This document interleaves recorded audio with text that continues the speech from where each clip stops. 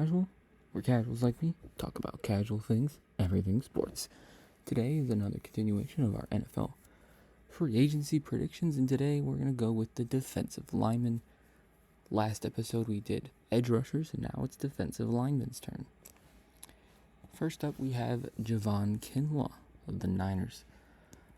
Javon Kinlaw, I think he was a top pick at his position, one of the first few, and it hasn't necessarily been all that great for Kinlaw. So I think he's going to go to the New England Patriots to try and spark his career. Now, they don't have Bill Belichick, but they do have Jerome Mayo, and I think he can get the best out of Javon Kinlaw. Next we have is Maurice Hurst of the Browns. I'm going to have him leave Cleveland. I don't think he's going to stay, and I think he goes to Houston.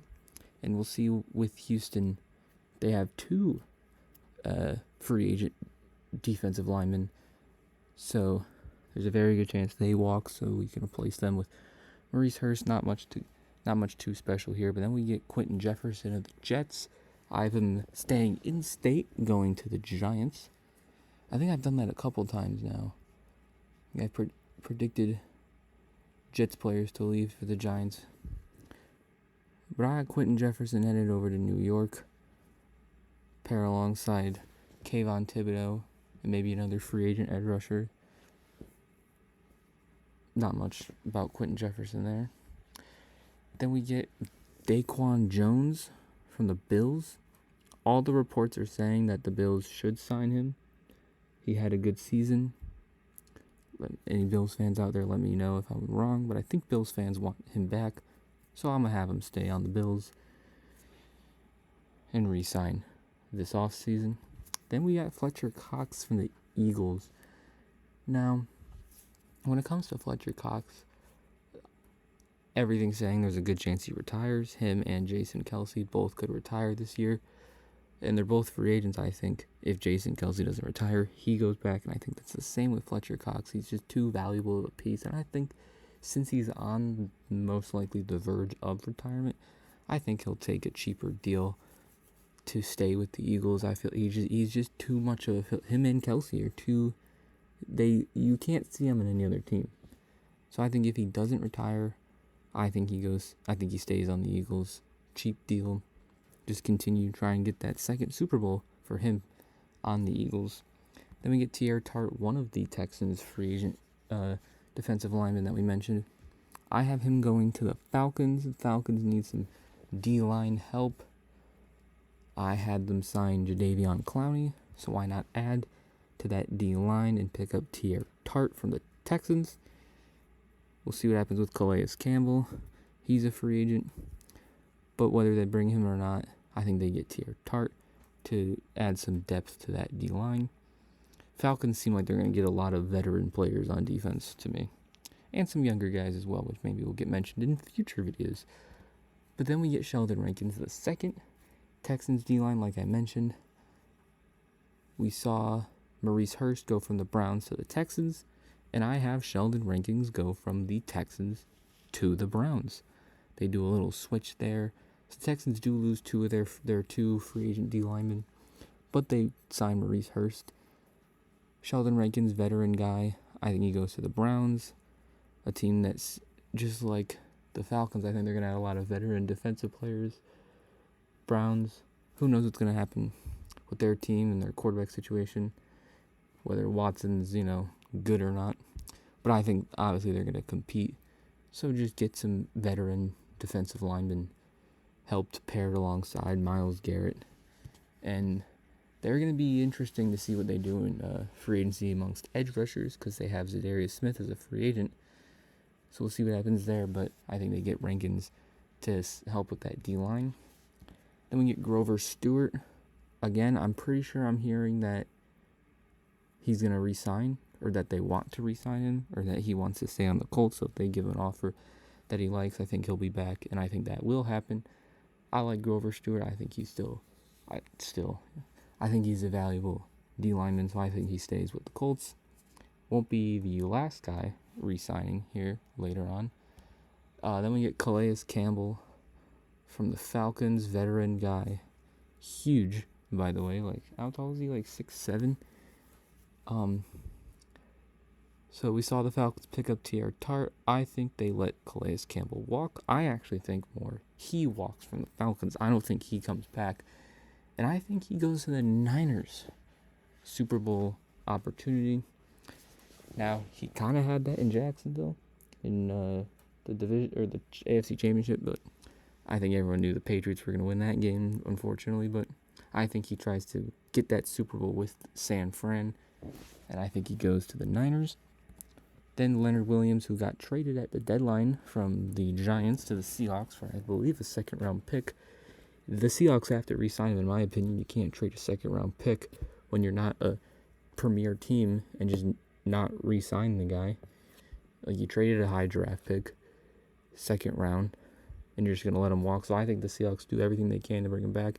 I don't think Leonard Williams demands a massive contract. So I think the interest in the Seahawks part will obviously be there, and I think Leonard Williams will have the interest and the desire not to want a massive contract, and I think that will result in Leonard Williams coming back. Because, like, if you're the Seahawks, you have to bring him back after trading a second for him last deadline.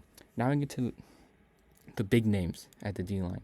Well, I don't know. DJ Reader's a big name. I think he's really good from the Bengals. I see DJ Reader. Now, he seems like a Cincinnati Bengal to me, but I think he leaves. And I think he goes to the Raiders. He feels more of a Raider to me than he does a Cincinnati Bengal. I really see him as a Bengal, but I also see him going to the Raiders.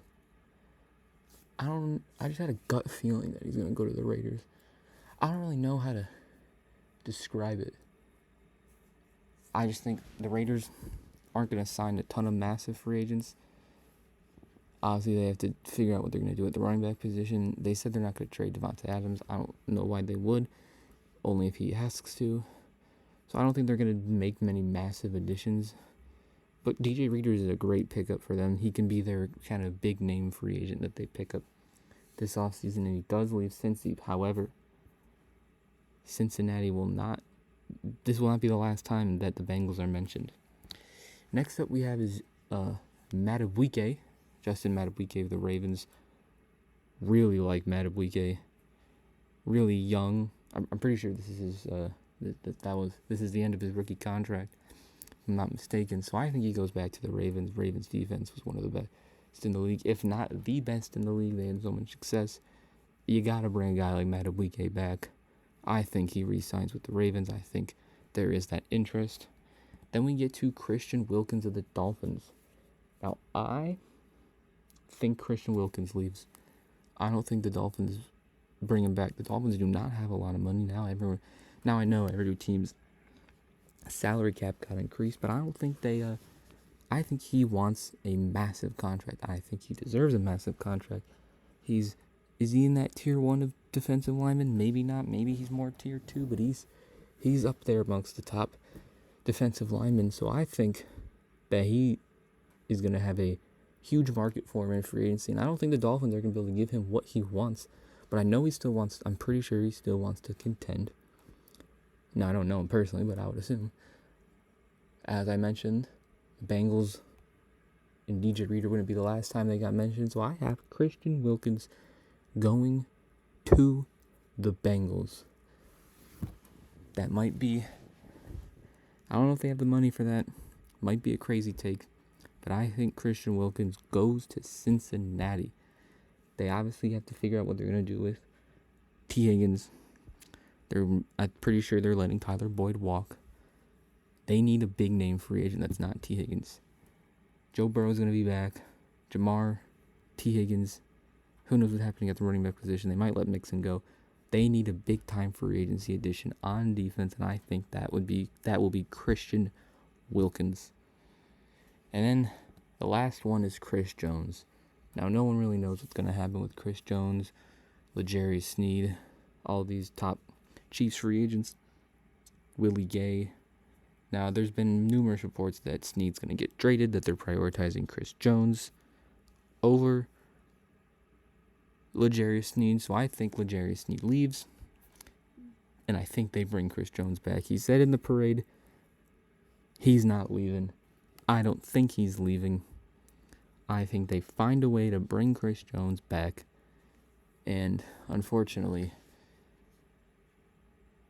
I think that Chiefs defense, now they may lose L'Jarius Sneed, but I don't think they get much worse. That Chiefs defense is going to be improved, I think, actually, with the development of guys like Trent McDuffie and Nick Bolton.